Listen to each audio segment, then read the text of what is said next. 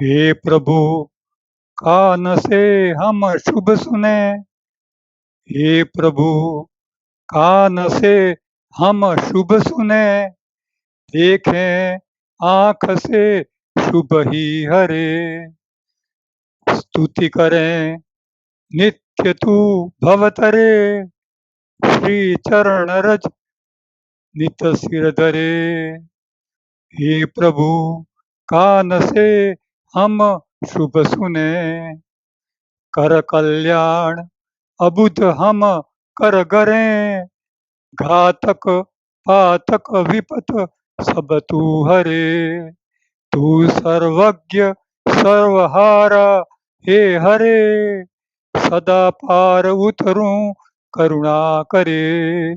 हे प्रभु, कान से हम शुभ सुने। देखें आँख से शुभ ही हरे। हे परमात्मा,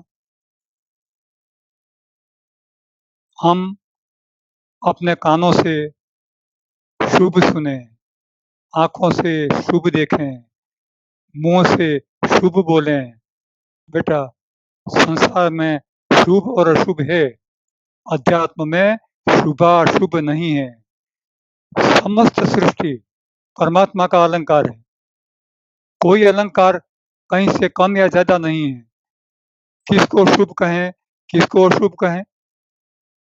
जहाँ सहजता है, जहाँ सरलता है, जहाँ अंतर की पवित्रता है, बेटा शुभ ही शुभ है, शुभ ही शुभ। देखिए सांसारिक व्याख्या। अब्दुल कलाम भारत के राष्ट्रपति और वैज्ञानिक थे। उनको जब शपथ ग्रहण करानी थी, उस समय मिस्टर महाजन ने उनसे पूछा कि कलाम साहब, कौन सा आपके लिए शुभ समय है कि हम शपथ ग्रहण की विधि का आयोजन करें? देखिए बेटा, उन्होंने क्या कहा? उन्होंने कहा, सुनिए महाजन, जब तक सूर्य और पृथ्वी और चंद्र अपनी धुरा पर बराबर घूम रहे हैं, जब तक दिन रात बराबर होते हैं, जब तक ऋतुएं बराबर आती हैं और जाती हैं,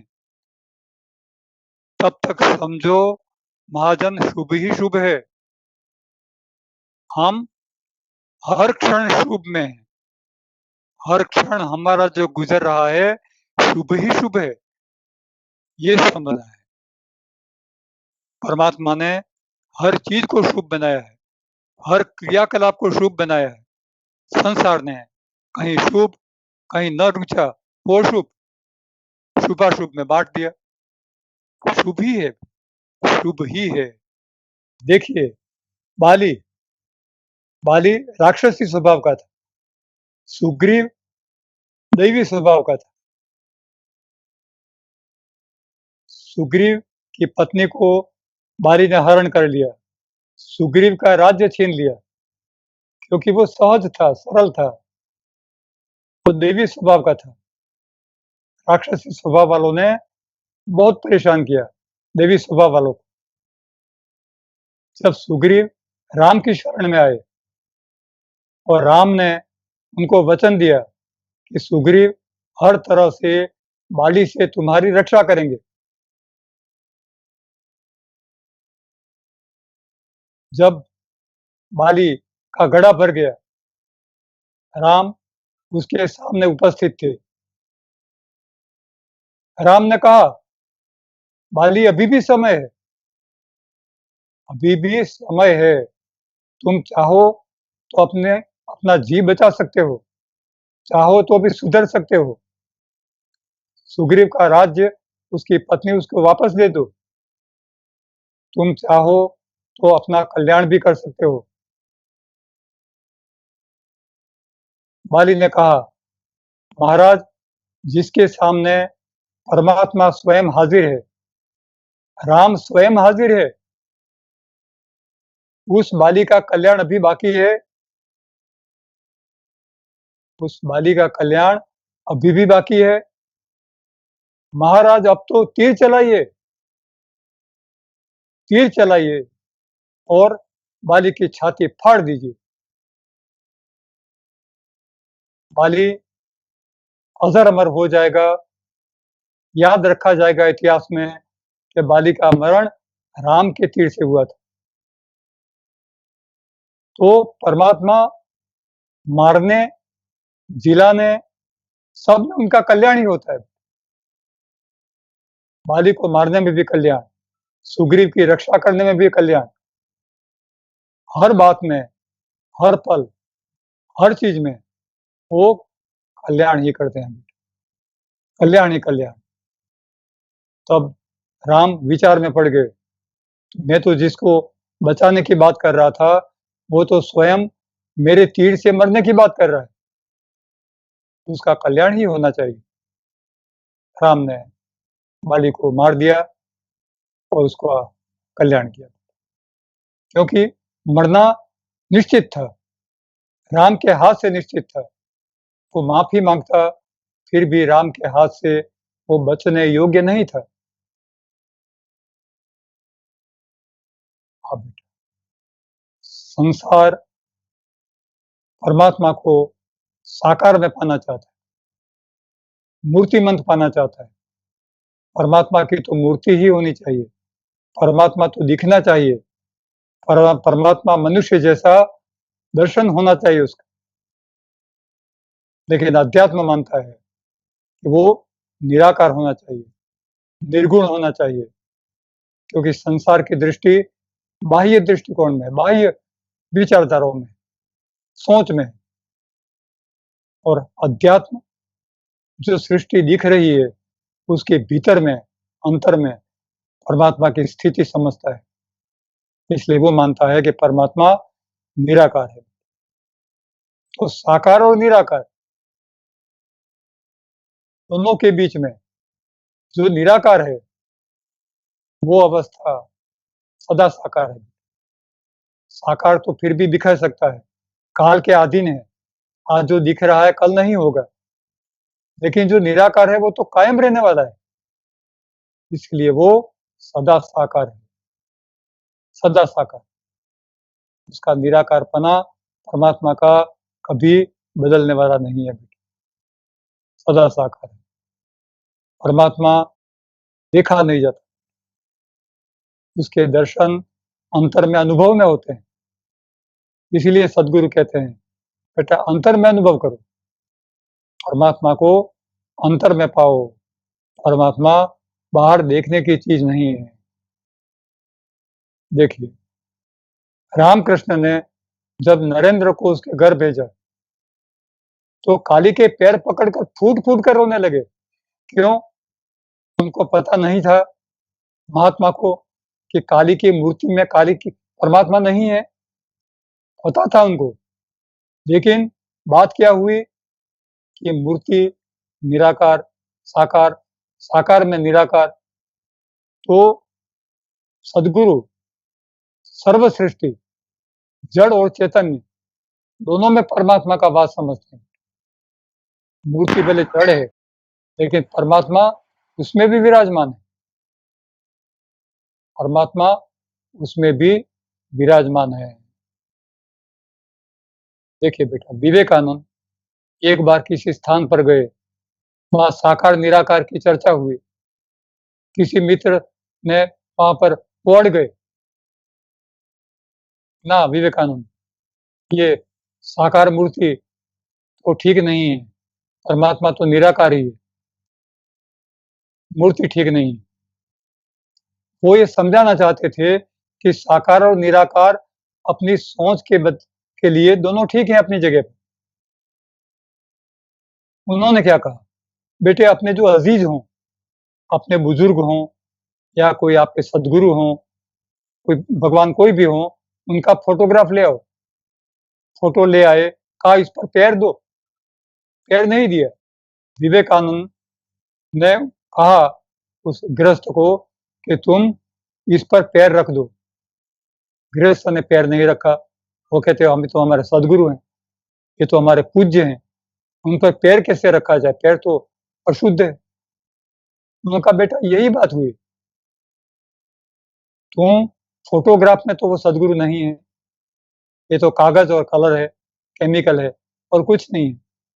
तो इसमें सदगुरु का वास हो, सदगुरु की साख समझते हो, सदगुरु की धाक समझते हो, उनकी पवित्रता को समझते हो, तो बेटा हर मूर्ति में, हर भाव प्रवण भक्त का भगवान उसी में विराजमान है।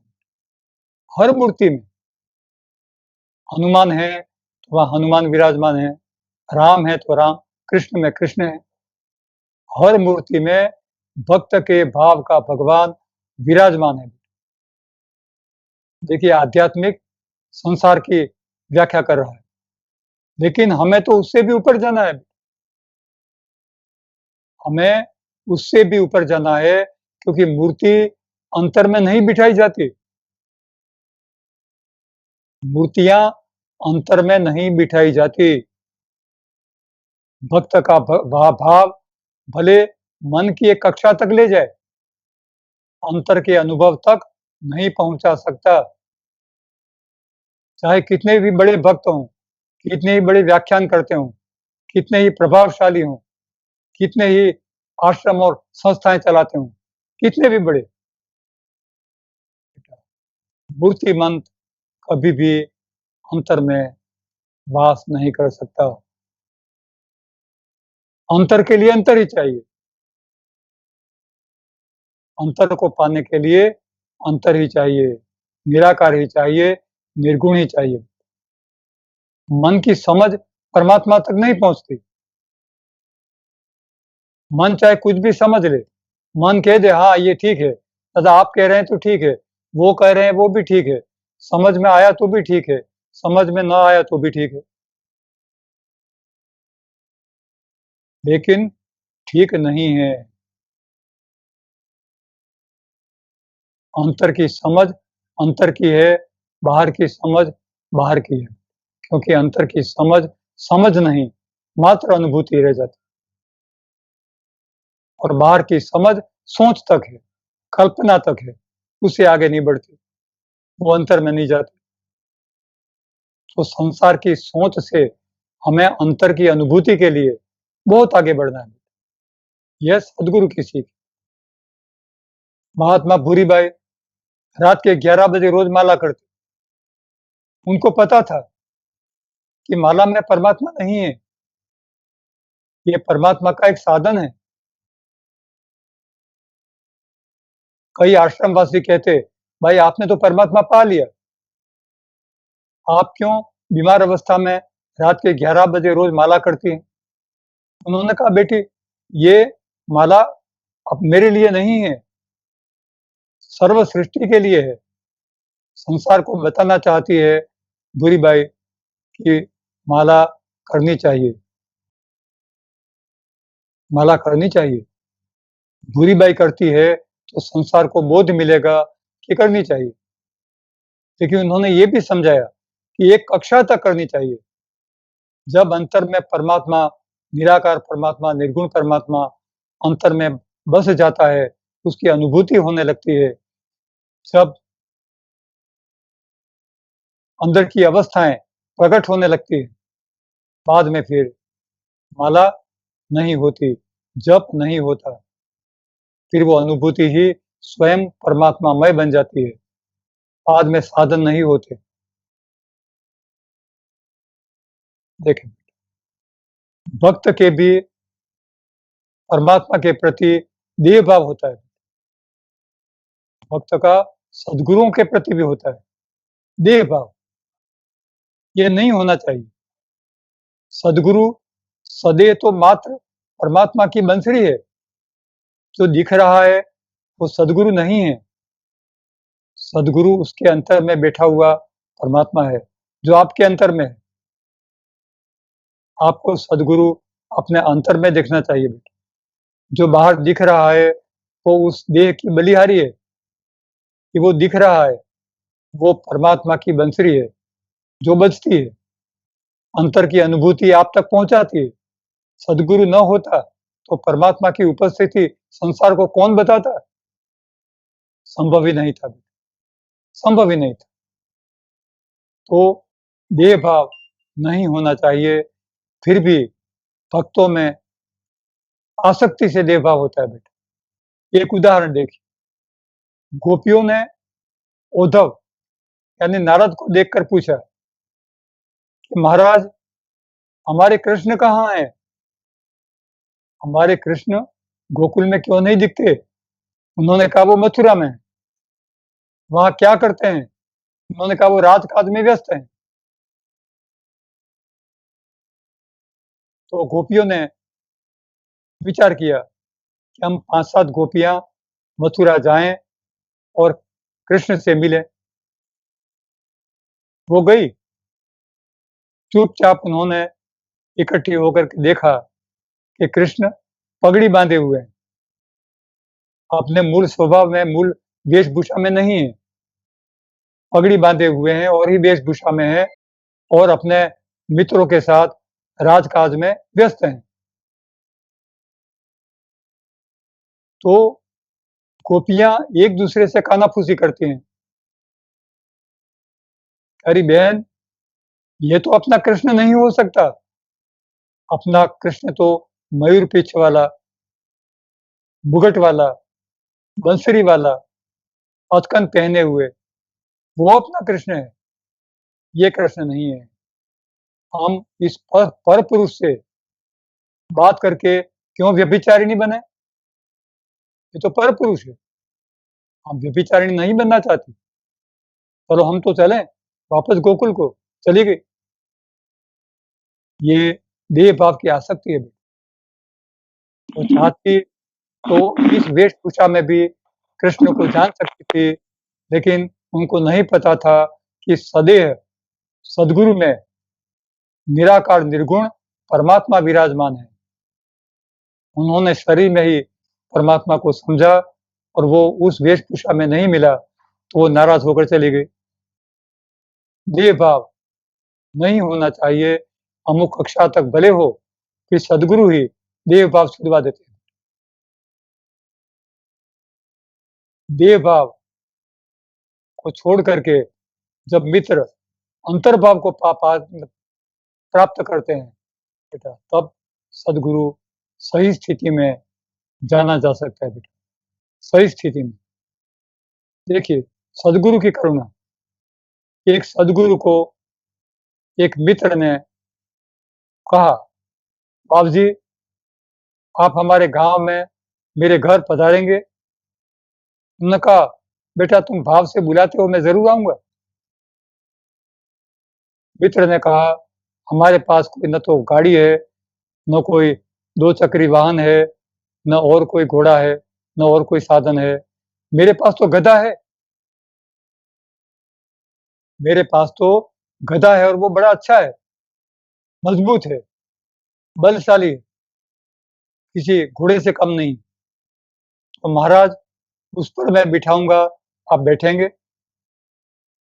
सद्गुरु ने कहा, "बेटा ज़रूर बैठूँगा। मुझे तुम्हारे भाव से मतलब है, तुम्हारी स्थिति और तुम्हारे वाहन से कोई मतलब नहीं बेटा। मैं तो तुम्हारे अंतर को पढ़ता हूँ। तुम्हारी स्थिति भले गधे पर बैठाएगी, बेटा मैं सहर्ष बैठूँगा, लेकिन एक काम करना, गाँव के तपोवन में मुझे उतार देना और वहाँ से अपने घर तक पैदल चलाना। ऐसा इसलिए कि मुझे तो कुछ फ़र्क नहीं पड़ेगा, तुम्हें कोई ऐसा न कहे कि मित्र तुम सद्गुरु को गधे पर बिठाया। ये सद्गुरु की करुणा है बेटा। सद्गुरु की करुणा है कि वो मित्र की परिस्थिति को भी ध्यान में रखते हैं, मित्र के हर हाल को ध्यान में रखते हैं, उसके अंतर को ही पढ़ते हैं और बेटा उसको जो चाहिए वो देते हैं और मित्र को धन्य बनाते हैं बेटा, धन्य बनाते हैं। देखिए, एक उदाहरण, इन्हीं कृष्ण के बचपन का मित्र महात्मा सुदामा, बाद में महात्मा बने। पहले तो बड़ी विपन्न अवस्था में, गरीब अवस्था में जी रहे थे। उनकी पत्नी और दोनों पोरबंदर में गरीब अवस्था में जी रहे थे। सुदामा की पत्नी बार-बार उनसे कहती द्वारिका जाहूजू, आठहु याम यही बकते रे। सुदामा कहते कि तुम बकती रहती हो आठों याम 24 घंटे, द्वारिका जाओ, तो मैं अब जरूर जाऊंगा। ऐसा करो, वो अब राजा है, हमारे जैसा अब गरीब नहीं रहा। हम भले मित्र थे उनके, लेकिन वो अब महाराजा हैं, तीनों लोक के बादशाह हैं और अंतर के स्वामी हैं, सदगुरु हैं।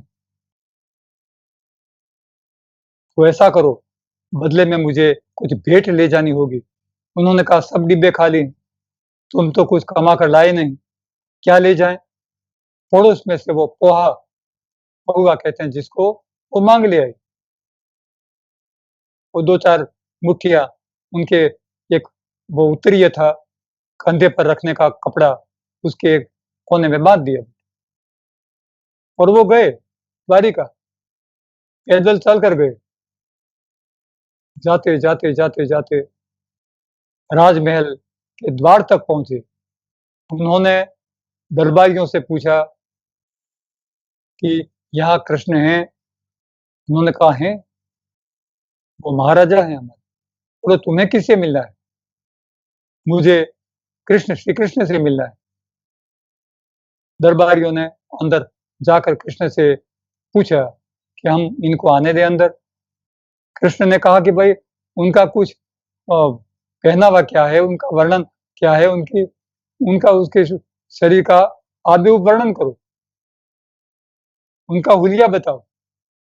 इन्होंने कहा कि वो इस तरह गरीब अवस्था में हैं, दुबले पतले हैं, थोड़े लंबे हैं, श्याम वर्ण के हैं, ऐसे कुछ वर्णन किया और उस वर्णन से भी कृष्ण को संतोष नहीं हुआ। कृष्ण ने कहा, ऐसा करो, या तो रोको इनको या फिर पूछो कि कुछ और परिचय दें। अब सुदामा ने कहा, अरे कृष्ण, अब बताता हूं तुम्हें। उन्होंने कहा, कृष्ण से कहो कि तुम्हारे बचपन का मित्र सुदामा आया है और तुम्हारे द्वार पर तुम्हें बुला रहा है। 3 लोगों के बादशाह को सुदामा बुला रहा है, मित्र का अधिकार।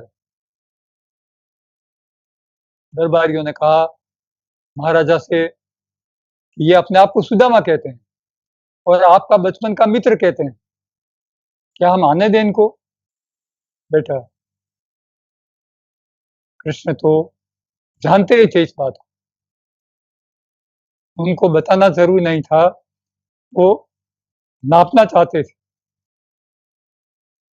चाहते थे, कि मेरा मित्र अपने इस राजा मित्र को अधिकार से जानता है कि नहीं, अधिकार जताता है कि नहीं। अधिकार एक गरीब और धनवान का मतलब नहीं है यहाँ, राजा और प्रजा का महत्व नहीं है, महत्व अंतर के अधिकार का है। जब अधिकार से सुदामा ने परिचय दिया तो राजा दौड़ कर आए, कृष्ण राजपाट छोड़ करके दौड़ कर आए, भेंटे उनसे भेंट की और बड़े सम्मान से सुदामा के हाथ पकड़ करके उनको अंदर राजमहल में ले आए, उनको उच्चासन पर बिठाया, उनके पद पखारे, उनके पैर धोए और उनको जो राजाशाही सम्मान देना था वो सम्मान दिया। अब बेटा, सुदामा को इन सब विधियों से कोई प्रसन्नता नहीं हुई। वो तो त्रस्त से गरीबी से, वो संसारी थे बेटा। वो तो पत्नी के उलाहने का जवाब देने के लिए आए थे कि तुम्हारा मित्र धनवान है, राजा है, तुम्हें कुछ दे देगा धन संपत्ति, तो तुम्हारे दिन अच्छे बीतेंगे, हम अच्छे कपड़े पहनेंगे, कुछ अच्छा खाएंगे, यही लक्ष्य था बेटा। लेकिन कृष्ण को पता था कि मैं अपने मित्र को क्या दे सकता हूं, देने वाले को पता है क्या देना है। लेने वाला तो छोटा है, देने वाला बड़ा है। देने वाले ने क्या सोचा, उसने तो 3 लोगों की बादशाहत दी उसको। सुदामा को 3 लोगों की बादशाहत दी, लेकिन सुदामा को नहीं पता, वो बताना भी नहीं चाहते थे। अंधकार में, कोटि-कोटि जन्मों के अंधकार में दीपक जलेगा, तो सुदामा को अपने आप पता चल जाएगा कि कृष्ण क्या है और उसने क्या दिया। लेकिन सुदामा, राज के लोग उनको कुछ जगह तक छोड़ने आए। बाद में सुदामा पैदल चलते अपने द्वारिका तक पोरबंदर तक आ रहे हैं और बीच में रास्ते में विचार कर रहे हैं, अरे कृष्ण तो राजा था, उसने कुछ नहीं दिया, पत्नी को जाकर क्या जवाब दूंगा मैं, उसके उलाहने कैसे सुनूंगा मैं। चाहता तो वो एक बैलगाड़ी भर करके अच्छे दिव्य वस्त्र दे सकता था, चाहता तो बैलगाड़ी भर करके अनाज पानी दे सकता था, चाहता तो घर के उपयोगी कुछ बर्तन दे सकता था। कृष्ण क्या नहीं दे सकता था, क्यों नहीं दिया उसने? क्या जवाब दूंगा पत्नी को घर जाकर, मैं अपनी गरीबी कैसे मिटाऊंगा? ये सब सोच रहे हैं। घर आते आते बेटा देखिए, जब आपका मित्र अंतर पाया हुआ है, बेटा ऊंचा ओहदा ही देगा वो। आपकी भेंट का जवाब कभी छोटा नहीं हो सकता, कभी छोटा नहीं हो सकता। बादशाह है तो वो बादशाह देगा, 3 लोगों का बादशाह है तो वो 3 लोक देगा। अंतर का बादशाह अंतर ही देगा। वो चीज वस्तु में क्या देगा, वो तो अपने आप मिलेगा उसको। सुदामा घर पर पहुंचे, पत्नी को जवाब देने के लिए उनके पास कोई शब्द नहीं थे, कोई बातचीत नहीं की उनसे, चुपचाप आकर बैठ गए। घर आकर के वो सोचते हैं, किन शब्दों में पत्नी को जवाब दूं। लेकिन बेटा सोच होती है फिर, 3 लोगों के बादशाह से मिल करके सोच कहाँ रही? न सुदामा की रही, न उनकी पत्नी की रही। सोच तो कल्पना का नाम है, भूत और भविष्य का नाम है, झूठ का नाम है, असत्य का नाम है। कहाँ रही? झूठ निकल गया, असत्य निकल गया बेटा। सत्य अंतर में आरोपित हो गया, सत्य ही बचा। 3 लोगों की बादशाहत मिल गई, सुदामा जाग गए बेटा। उनकी पत्नी भी उस महान कक्षा तक पहुंची जहां सामान्य लोग नहीं पहुंचते बेटा। दोनों के लिए कोई शिकायत ही नहीं रही, दोनों को कृष्ण से कोई शिकायत ही नहीं रही। क्या दिया, क्या नहीं दिया, वो समझ ही नहीं सके। देना क्या होता है, लेना क्या होता है, सब सांसारिक बात बन गई। और यहाँ बड़ी ऊंची चीज, ऊंचे हीरा जवाहरात को के से भी ऊपर 3 लोगों की बादशाहत का खजाना पा गए। सदगुरु की ये भेंट होती है बेटा। सदगुरु ऐसी चीज, अमूल्य चीज देते हैं कि वो संसार में कहीं नहीं मिलती बेटा, बड़ी ऊंची चीज होती है। इसलिए हमें आत्मविश्वास बेटा, अधूरा विश्वास नहीं रखना चाहिए। अब एक छोटा सा उदाहरण है, एक मकड़ी ने जाला बनाया। एक मकड़ी ने अच्छी साफ सुथरी, जैसे अपने ये स्टोन लगे हुए हैं, अच्छी लादी लगी हुई है, ऐसी साफ सुथरी जगह पर मकड़ी बनाना शुरू किया। उसने ये सोचा कि जीव जंतु इस जाल में फंसेंगे, मेरा खुराक बन जाएंगे, मुझे अच्छा खाना मिलेगा। वो जाल बुनते बुनते बुनते आधे तक पहुंचे वो, और आधी जाल बुनने के बाद उसको किसी ने कहा कि अरे मकड़ी क्या कर रही हो, ये साफ सुथरी जगह पर कीड़े मकोड़े होते हैं? नहीं होते, तो तुम व्यर्थ ही मेहनत कर रही हो। कीड़े मकोड़े होंगे नहीं, फंसेंगे नहीं, तुम्हें खुराक नहीं मिलेगा। ऐसा करो, इससे तो अच्छा है गंदी जगह पर, कूड़ा करकट की जगह पर चली जाओ, छोड़ो इसको। उसने आधी मेहनत छोड़ दी। वो एक पुरानी अलमारी थी किसी जगह पर, वहां गई और अलमारी के अंदर उसने जाला बनाना शुरू किया। तो किसी और प्राणी ने देख लिया कि मकड़ी जाला बना रही है, लेकिन अरे इस अलमारी को तो ये मालिक कुछ ही दिनों में कहीं बेच देने वाला है। तो मकड़ी से कहा इसने कि भाई मकड़ी बहन, तुम जाला बना रही हो बराबर, लेकिन ये तो अलमारी बेच देगा मालिक। और वहाँ तो रंग-रोगान होंगे इस पर। तो वो इतनी साफ-सुथरी हो जाएगी कि वहाँ कोई जीव-जंतु नहीं होंगे, तुम्हारे जाले में फँसेंगे नहीं, तुम्हें खुराक नहीं मिलेगा, भूखी मर जाओगे तुम। उसने आधा प्रयत्न छोड़ दिया। उसने कहा उस उसके मित्र ने कि बहन ऐसा करो, तुम कूड़ा-करकट वाली जगह पर जाओ। वहाँ तुम्हें जीव-जंतु मिलेंगे। कूड़ा-करकट की जगह पर गई, झाला बुनना शुरू किया, तो वहाँ वो देखती है कि वहाँ पर ये नगर पालिका के लोग ट्रकें भर-भर करके वो कूड़ा वहाँ से ले जाकर और जगह डाल देते हैं। तो किसी ने कहा कि मकड़ी तुम व्यर्थ ही मेहनत करती हो, सारा कूड़ा यहाँ से चला जाएगा, कोई जीव-जंतु तुम्हारे जाल में फँसेंगे नहीं और तुम इसमें से तुम निकल जाओगे, तुम्हें खाना नहीं मिलेगा। तो बेटा इसमें सीखना क्या है? ये तीनों प्रयत्न आधे विश्वास के हुए। यदि मकड़ी पूरा विश्वास रखती, एक ही जगह पर पूरा प्रयत्न करती, तो वो जाल बना सकती थी, खाना उसको मिलना या न मिलना भाग्य की बात थी, वो तो अपने आप मिलता। जंतु अपने आप फँसते और उसको खाना मिलता, क्यों उसने खाने की चिंता की? मित्रों से हम यही कहते हैं बेटा, सत्य सेवन करने के लिए निकले, तो योगक्षेम वहाम्यहम्, परमात्मा ही आपके परिवार के भरण-पोषण का ध्यान रखता है। बेटा, आपका ध्यान रखता है, हर घड़ी ध्यान रखता है, क्षण-क्षण ध्यान रखता है, तो घर के भरण-पोषण की चिंता नहीं करनी है, सत्य का सेवन करते जाइए, पूर्ण विश्वास रखिए बेटा, मकड़ी की तरह आधा विश्वास नहीं, पूर्ण विश्वास रखिए और अपना जाला खुद बुनिए। हमें तो जाला बुनना नहीं है बेटा, जाले से निकलना है, सांसारिक जाले से निकलना है। सद्गुरु निकालेंगे, ज़रूर निकालेंगे बेटा।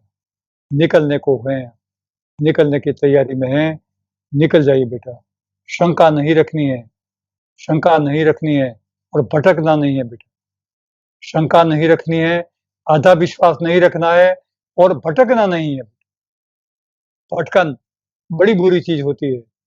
यहाँ से वहाँ से वहाँ, स्थान, लोग, आश्रम, कई मूर्तियाँ, कई तीर्थ, कई-कई जगह लोग भटकते हैं बेटा।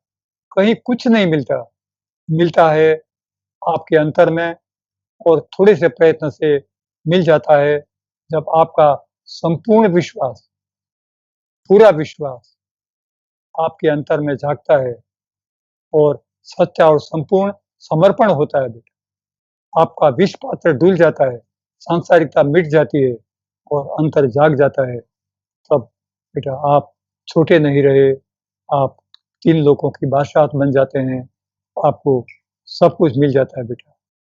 अब थोड़ी अंतरा सुनिए। छत्र जिसके सर रहे, फिर धूप से वह क्यों डरे?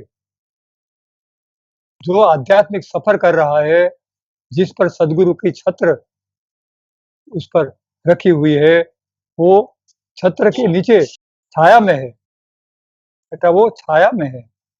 वो धूप से क्यों डरे? क्यों धूप सहन करे? क्यों गर्मी सहन करे? क्यों सांसारिक दुःख सहन करे? आपकी ताकत बटोरे और सिंहासन धरे। अपनी सारी सांसारिक ताकत को इकट्ठा करिए, अंतर में जाइए और 3 लोगों की बादशाहत यानी सिंहासन धारण करिए। आपके लिए बेटा वो राह देख रहा है। जाँच अपनी जात को और व्यर्थ मत अनशन करे। अपनी जात यानी सांसारिक योग्यता और बाद में फिर आध्यात्मिक योग्यता, उसको जाँचो। अपनी जात को सांसारिक और आध्यात्मिक अपनी स्थिति को जाँचिए, लेकिन व्यर्थ अनशन मत करे। आधा पेट काट करके, आधा भूखा रह करके अनशन मत करो बेटा, भूखे मत रहो। अपने आप को तकलीफ मत दो। अनशन का अर्थ सिर्फ खाना न खाना ही नहीं, अपनी शारीरिक तकलीफें, हठ योग करना, ऐसा नहीं करना है बेटा। काल ने लिख दी घड़ी, बिन मौत के तू क्यों मरे? शारीरिक तकलीफ क्यों देते हो बेटा? क्यों? क्यों हठ योग करते हो? क्यों एक पैर पर खड़े रहे? क्यों एक हाथ ऊँचा करके खड़े रहे? क्यों एक टाइम खाना खाया? क्यों हम पैदल चलते रहे। क्यों तकलीफ सहन की बेटा? काल ने लिख दी घड़ी, काल ने हर घड़ी आपके लिए लिख दी है बेटा। काल से ही तू सीखा और काल को ही तू सिखावे। समय के अधीन नहीं होना है, लेकिन समय के सामने, काल के सामने हमें बात भी नहीं भिड़नी बेटा, हमें लोहा नहीं लेना है, काल को छेड़ना नहीं है। वो एक स्वतंत्र अस्तित्व है, अपना सद्गुरु का भी शरीर उसके साथ जुड़ा हुआ है, सद्गुरु का शरीर मरा हुआ है, संसारिक का शरीर जिंदा है बेटा। आपकी इच्छाएं, आगे शक्ति उसके साथ जुड़ी हुई है, सुख-दुख उसके साथ जुड़े हुए हैं, इसलिए उसको जिंदा रखना है, उसको काल को छेड़ना नहीं है बेटा। आप ही बिल्ली बना फिर शेर बनकर क्यों डरावे? सांसारिकता अभी है, तो अभी शेर नहीं बन जाना है बेटा। सांसारिकता को छेड़ना नहीं है, सांसारिकता के हर भाव को देखना है, फिर छोड़ना है, मौके पर छोड़ना है बेटा। भूल मत औकात अपनी, जात को शूरा कहावे। अपनी हर परिस्थिति, स्थिति को समझना है, अपने औकात को समझना है, यानी सांसारिक परिस्थिति को समझना है, अपनी जात को शूरवीर नहीं कहना है बेटा। शूरवीर कहने की अभी देर होती है। हर एक मित्र के लिए ये अलग-अलग कहा गया है बेटा। जो बना जिसके लिए हद में रहे, फिर पार पावे। सांसारिक स्थिति हर एक के लिए अलग है, वो अपने हद में रहे। अनहद में जब वो जाता है, सद्गुरु जब मिलते हैं, तो वो अनहद में जाता है और अनहद की स्थिति सद्गुरु बताते हैं बेटा। 100 गुनी ताकत बटोरे, फिर भी शूरा ना कहावे। नूर तू बिरथा गुमावे, जात में छोटा कहावे। आप में ना आप छोटा, फिर बड़ा किसको बनावे? परमात्मा ने किसी को छोटा बड़ा नहीं बनाया बेटा। परमात्मा ने किसी को बड़ा नहीं बनाया, तो कोई छोटा क्यों बने? सोच ही तेरी बुरी, बदजात ना कोई कहावे बेटा। अपने आप को छोटा कभी मत मानो, परमात्मा सब में विराजमान है। कोई कुम्हार अपने नाद को क्यों बड़ा कहेगा? अपने मटके को क्यों छोटा कहेगा? छोटा-सा एक कुल्हड़ है, कुल्हड़ी, उसको क्यों छोटा कहेगा? एक दीपक को क्यों छोटा कहेगा बेटा? हर चीज़ बनाई उसकी, उसके अपने-अपने उपयोग के लिए सब चीज़ बड़ी है बेटा। दिए की जगह दिया बड़ा है, कुल्हड़ की जगह कुल्हड़ बड़ा है, मटके की जगह मटका बड़ा है, नांद होटल में नांद बड़ी है बेटा।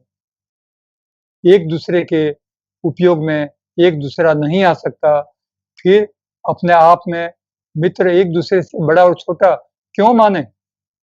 क्यों माने बेटा? कुम्हार तो सबको एक जैसा मानता है, एक जैसी कीमत करता है बेटा।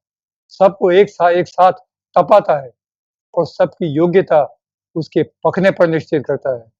सद्गुरु भी सांसारिक तप में जो अपने आप मिलती है संसार में, कहीं जाकर हिमालय गुफा में तपना नहीं है बेटा। सद्गुरु उसकी उसको नापते हैं, फिर अध्यात्म में उसकी जगह देते हैं बेटा। कर्म से तू नप चुका, मत नाप अपनी जात को, जात में नप कर मुआ, पाया न अपने तात को। मौन को अंतर दिखा, फिर मत बढ़ावे बात को, अब सवेरा हो रहा, छोड़े अंधेरी रात को बेटा। अंधेरी रात छोड़िए, प्रेम से जग जीत ले, मत वैर की ताकत बतावे। वैर पावे शांतता, करतूत फिर तुझको सतावे। सो रही इंसानियत, भगवान को भी तू जगावे। अब कभी जगरात मत कर, आप में ही आप पावे बेटा। रात भर जागो मत, तितिक्षाएं मत करो बेटा। परमात्मा को अंतर में भजो, अंतर में उसको पाओ, अंतर में स्थिति पाओ। अंतर में परमात्मा विराजमान है, वही आपका घर है, उसी को सतत उसी का मनन चिंतन करिए बेटा। संसार का सागर भरा, पल उसे खाली करे। अपनी सांसारिकता का पात्र, विष पात्र खाली करना है बेटा। जिस वेश में आकर खड़ा, तू आप से ही क्यों डरे? हे संतरी, तेरे निकट फिर भी न तू डर से परे। तेरा संतरी सदगुरु तेरे पास है, फिर भी तू क्यों डर रहा है बेटा? जग जीत कर क्या फायदा, भव पीड़ ना तेरी टरे। सांसारिक तेरा दुख दूर नहीं हुआ तो जग जीत कर क्या करेगा? सांसारिकता का अपना भव पीड़ा दुख दूर करो बेटा। अपना जो होनापन है उसको दूर करो, तो उस होनेपन अपने सांसारिक अस्तित्व के साथ आपके सारे दुख सुख खत्म हो जाएंगे और परमात्मा का अस्तित्व पा जाओगे बेटा। यह गया वह बह गया। सदगुरु ने कहा, कान से सुना और मित्रों ने निकाल भी दिया। वह पीड़ ही वह सह गया। सदगुरु खुद ने सांसारिक पीड़ाएं कई सहन की बेटा। जग ना रंगाया रंग में, मित्रों पर आध्यात्मिकता का रंग नहीं चढ़ा बेटा। वह ख्वाब नहीं रह गया, मैं ये करूंगा वो करूंगा, ऐसी सोच की बड़ी बड़ी सोच में ही संसार रह गया बेटा। करुणा कलित जो हो गया, उपदेश भव को दे गया। सदगुरु करुणा कलित हुए संसार के लिए। क्यों संसार दुख सहन कर रहा है? करुणा कलित हुए और उन्होंने संसार को उपदेश दिया कि बेटों अध्यात्म में आओ, सांसारिक पीड़ा से उपराम पाओ, उपराम पाओ, संसार छोड़ो। जो ना कहा उसने समझ, जो ना कहा उसने समझ, वह काल ही सब कह गया बेटा। सदगुरु मुंह से जाओ जो आपसे नहीं बोले, वो काल कठिन कार्यवाही करके आपके साथ जुड़ता है और आपको भव पीड़ाएं बेटा सहन करनी पड़ती हैं। सदगुरु की शान से आप नहीं समझे तो काल की शान से जो समझते हैं उनको कठिन परिस्थितियों में से गुजरना पड़ता है बेटा। हमारे एक बार एक मित्र वसंत भाई ने कहा कि आप दादा सही कहते हैं कि जो आपकी बात नहीं मानता या अपनी हमारी भी बात नहीं मानता, वो काल फिर कठिन प्रक्रिया करता है, दुख देता है और फिर समझाता है, बेटे अब समझे? वो समझेगा, हाँ अब समझा। फिर थोड़ी पीड़ा, नहीं समझा, और पीड़ा आएगी, फिर कहता हाँ हाँ अब समझा। तो कठिन परिस्थितियों से फिर समझा, भव पीड़ाएं सहन करके बाद में समझा, पहले क्यों नहीं समझा? सदगुरु यही बार बार कहते हैं। सदगुरु की शान से, उनके इशारों से, सरलता से क्यों नहीं समझे? काम तेरी वजह से, ना तू काम की वजह से बड़ा कहावे। बेटा आप बड़े हैं, काम बड़ा नहीं है। कोई कर्म आपके बड़प्पन का फायदा उठा करके ये कह दे कि इस मित्र ने ये काम किया है और काम गौरव प्रदान करे, गौरव ले संसार में कि देखो इनका काम हूं मैं, इन्होंने मेरा काम मुझे की बनाया है, ये काम मुझे इन्होंने किया, तो कर्म गौरव ले तो अच्छी बात है। जगत सारा वाह वाह करे पर ना तेरी पाग बड़ी हो जावे। संसार भले तुम्हारे काम को बड़ा बड़ा कहने लगे, उसको जय जयकार बुलाए, तो तुम्हारी पगड़ी के नीचे छिपा तुम्हारा सर बड़ा नहीं हो जाएगा। पगड़ी के पगड़ी बड़ी रहेगी बेटा, पगड़ी के नीचे छिपा हुआ आपका सर बड़ा नहीं हो जाएगा। यानी जिस सांसारिकता में आप हद में बंधे हुए हैं, वो हद बड़ी नहीं हो जाएगी बेटा। आपको हद से निकालेगा सदगुरु और अनहद में ले जाएगा। तभी वो आपको पता चलेगा कि जिस गड्ढे में, जिस कुएं में मैं संकीर्णता में फंसा हुआ था, उसे अनहद में ले जाकर, समुद्र में ले जाकर सदगुरु ने ही मुझे अनहद की व्याख्या बताई, अनहद का घर बताया, मुझे परमात्मा का की सत्ता बताई बेटा। अंतर पल पल जलता रहे तेरा, सर पाग से बड़ा हो जावे। तेरे अंतर में परमात्मा का दिया जल रहा है, तो बेटा पाग से भी बड़े हो जाओगे, क्योंकि वहां सर ही नहीं रहेगा आपका, मन बुद्धि अहंकार ही नहीं रहेंगे। तो फिर पगड़ी की हद के नीचे आपके सर को छिपना नहीं पड़ेगा। वो कौन छिपता है? मानसिकता, बड़ी-बड़ी बुद्धि, बड़ी-बड़ी कार्यवाही, बड़े-बड़े कर्म, वो छिपते रहते हैं और पाक बड़ी रहती है। देखो मेरी पाक कितनी बड़ी। और सोच में, विचारों में, कर्मों में आदमी छोटा-सा बन करके पगड़ी की हद में छिपा रहता है। लेकिन सद्गुरु सर और पगड़ी दोनों से निकाल करके अनहद में ले जाते हैं और कहते हैं, बेटा आप सोच से गए, विचारों से गए, मन, बुद्धि, अहंकार आपकी गई, आप तो अनहद की असीम, निस्सीम, अनहद की सीमाओं के उस पार, अनहद सागर बेटा। ऐसा सागर जिसका कोई तट ही नहीं, जिसका कोई किनारा ही नहीं, ऐसे समुद्र के आप एक सदस्य बन गए बेटा। उसका उसके अंदर आप डूब गए, संसार सागर पार हो गए।